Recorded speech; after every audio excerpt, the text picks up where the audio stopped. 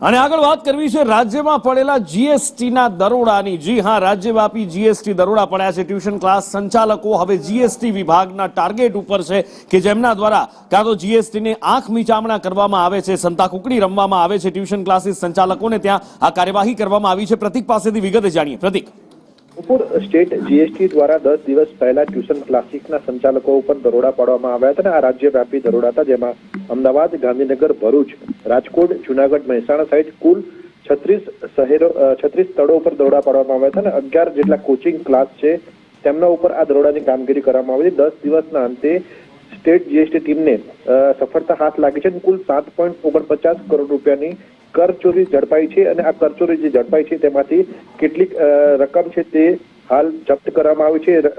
જે દંડની રકમ છે તે વસૂલ કરવામાં આવી છે। આ સાથે હજુ પણ આ તપાસ દરમિયાન કરચોરીનો આંક વધે તેવી પૂરેપૂરી શક્યતા છે, કારણ કે ડિજિટલ રેકોર્ડ છે તે કબજે કરવામાં આવે છે। તેનું